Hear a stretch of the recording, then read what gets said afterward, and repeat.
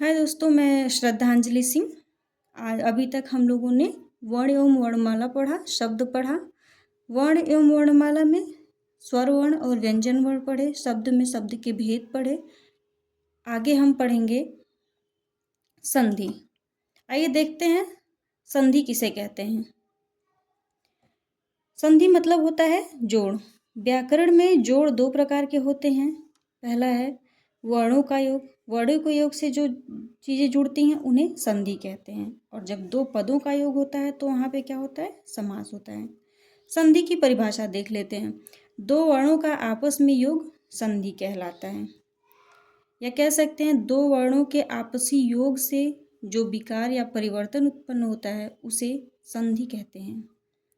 जैसे विद्या प्लस आलय equals to विद्यालय। विद्या प्रथम पद है और उसका अंतिम वर्ण आ, और दूसरे पद का या दूसरे शब्द का प्रथम वर्ण मिलके आ होता है। संधि करने वाले दोनों भाग पूर्ण शब्द होने चाहिए, मतलब दोनों अपने आप में एक कंप्लीट अर्थ देने वाला शब्द होना चाहिए। देखते हैं, पहले पद के अंतिम वर्ण एवं दूसरे पद के प्रथम वर्ण की संधि होती है। आगे इसे हम समझा देंगे। अब देखते हैं संधि के प्रकार। संधि मुख्यतः तीन प्रकार की होती है: स्वर संधि, व्यंजन संधि और विसर्ग संधि। अब ये जो प्रथम पद और द्वितीय पद था इसको देख लेते हैं। प्रथम पद का अंतिम वर्ण और द्वितीय पद का आदि यानी कि प्रथम वर्ण जुड़ता है तो संधि होती है। जैसे यहाँ पे देख लेते हैं एग्जाम्पल के तौर पे विद्या। इस प्रथम पद है, प्रथम का अंतिम वर्ण क्या है, वर्ण आ, और द्वितीय पद क्या है, आलय।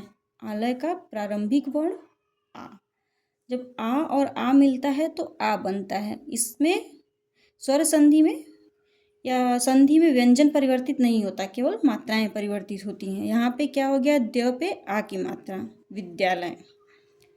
देखते हैं स्वर संधि किसे कहते हैं।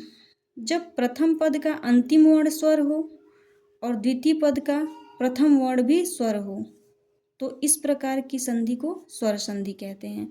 मतलब कि प्रथम शब्द का और द्वितीय शब्द का जो पहले का अंतिम वर्ण हो और दूसरे का प्रारंभिक वर्ण हो, दोनों क्या है, स्वर होने चाहिए। किसी भी कंडीशन में अगर वो दोनों स्वर जुड़ के कोई तीसरा निर्मित कर रहे हैं तो वो स्वर संधि होंगे। जैसे देख लेते हैं परम प्लस अर्थ यानी कि परमार्थ। यहाँ पे म है व्यंजन, लेकिन ये कोई भी वर्ड अगर उसमें हलंत नहीं लगा है तो कोई भी वर्ण, व्यंजन वर्ण, वो कंप्लीट व्यंजन नहीं होता है, उसके साथ अ या स्वर छुपा होता है।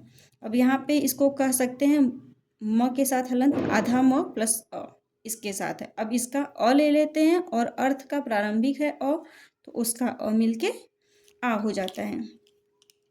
तो क्या हो गया, परमार्थ, यानी आ की मात्रा इस पे हो गई, आ हो गया। अ प्लस अ मिलके यहाँ पे आ हो गया। ऐसे ही ये विद्या प्लस आलय, विद्यालय।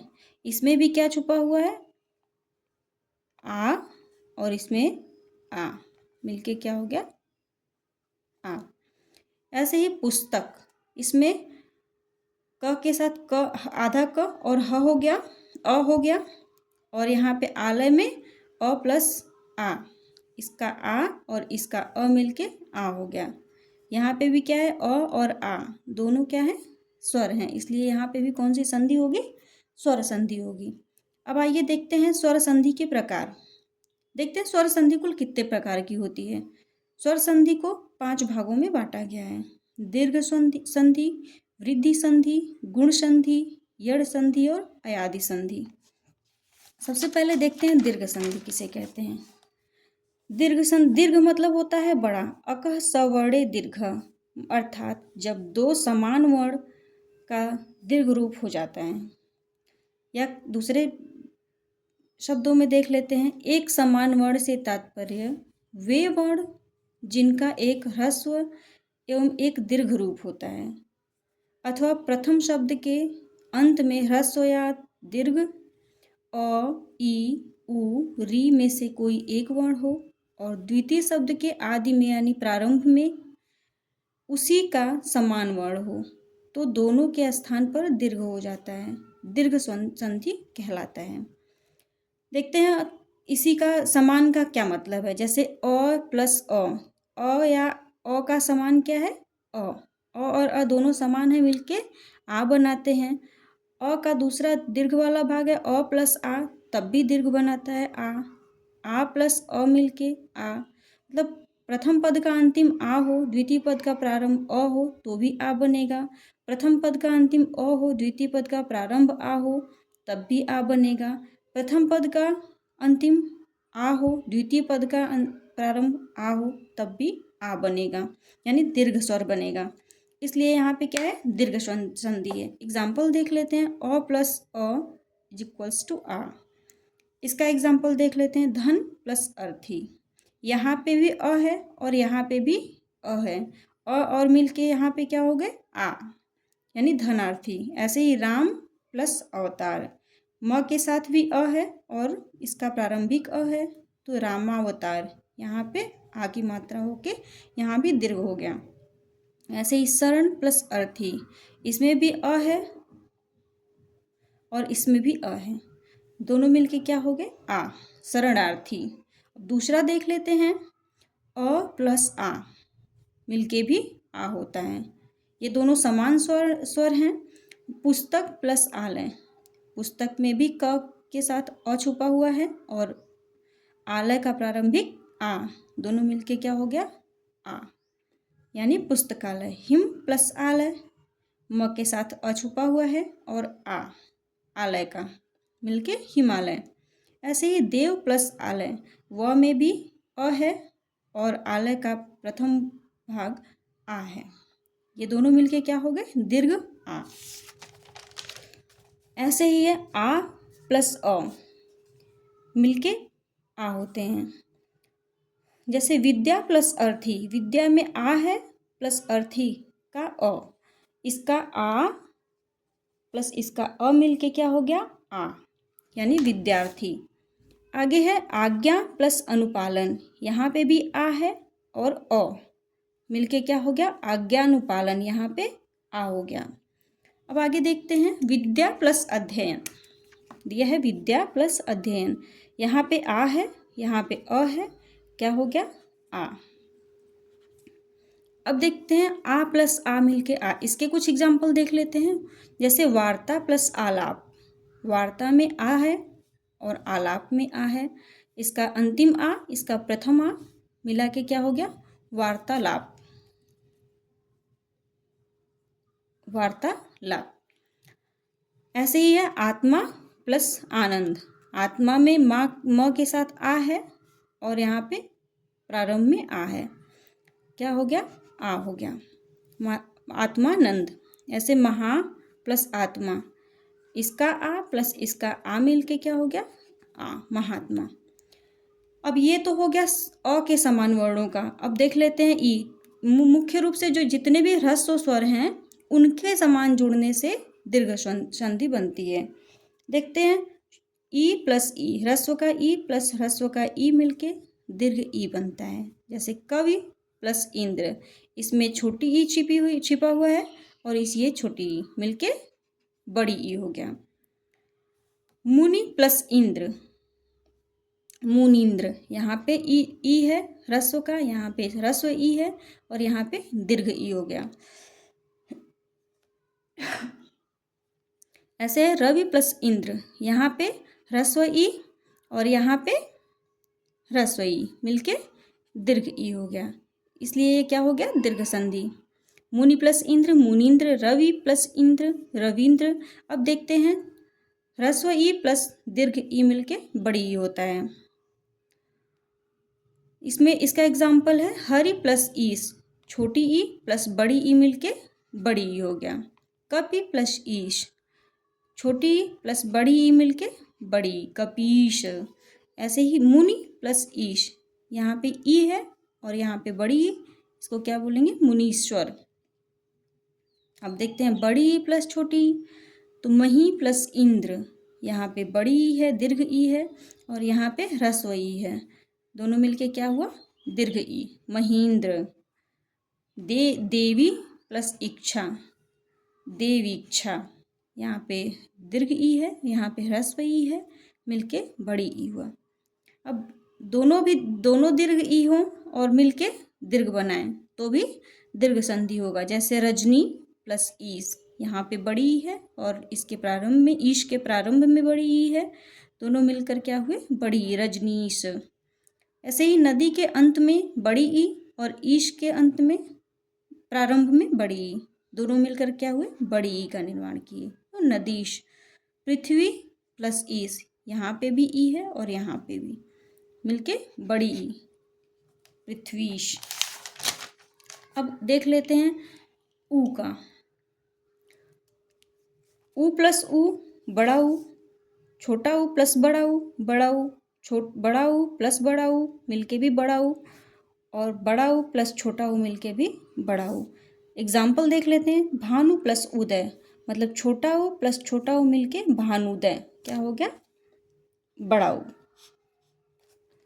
ऐसे ही है लघु प्लस ऊर्मी, छोटा ऊ प्लस बड़ा ऊ मिलके क्या हो गया, लघूर्मी। भू प्लस ऊर्ध्व यानी भूर्ध्व, यहाँ पे क्या हो गया, बड़ा ऊ। वधु प्लस उत्सव, बड़ा ऊ प्लस छोटा ऊ मिलके क्या हो गया, बड़ा ऊ। अब री और री मिलके भी बड़ी री बनता है। जैसे पितृ प्लस ऋण, पितृण। मातृ प्लस रीडाम, मातृडाम। री का जो है ये एग्जाम्पल है। आगे देखते हैं वृद्धि संधि। जब अ अथवा आ के बाद, जब अ या आ के बाद ए या ए में से कोई आता है, तब दोनों क्या है, अ प्लस ए या आ प्लस अ प्लस ए मिलके क्या होते हैं, ए हो जाते हैं। यानी कि अ या आ के साथ ए या ए आए तो क्या होता है, ए हो जाता है। अ या आ के साथ ए या ए आए तो ए हो जाता है। ठीक उसी प्रकार अ या आ के बाद ओ या औ आता है तो औ हो जाता है। आइए देखते हैं वृद्धि संधि के एग्जाम्पल कुछ। जैसे अ प्लस ए मिलके ए हो गया, आ प्लस ए तब भी ए होगा, अ प्लस ए तब भी ए होगा, आ प्लस ए होगा तब भी ए होगा। इनके एग्जाम्पल देख लेते हैं। एक प्लस एक, एक एक। अब जैसे यहाँ पे इसके साथ अ है और यहाँ पे इसके साथ ए स्वर है, दोनों मिलके यहाँ पे क्या हो गए, ए हो गए। ऐसे ही तथा प्लस एव, यहाँ पर क्या है, आ है और यहाँ पे ए मिलके क्या हो गए, ए, तथैव। ऐसे ही मत प्लस ऐक्य, यहाँ पे अ प्लस ए मिलके ए हो रहा है, तो त के साथ यहाँ पे क्या है, अ है प्लस ए, यहाँ पे क्या हो गया, ए हो गया। आ प्लस ए, तो यहाँ पे महा प्लस ऐश्वर्य, महा में क्या है, आ प्लस ऐश्वर्य का ए मिलके क्या हो गया, ए, यानी महेश्वर्य।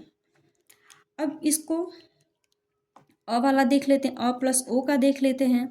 अ प्लस ओ के साथ क्या हो जाता है, अ के साथ ओ जुड़ता है तो भी अ होता है, अ के साथ अ ऐड होता है तो भी अ होता है, अ के साथ आ के साथ ओ जुड़ता है तब भी अ हो जाता है, और आ के साथ अ जुड़ता है तब भी अ होता है। एग्जाम्पल देख लेते हैं। जैसे वन प्लस औषधि, यहाँ पे क्या है, वन में न में अ है प्लस औषधि में का प्रारंभिक ओ है, मिलके क्या हुआ है, औ।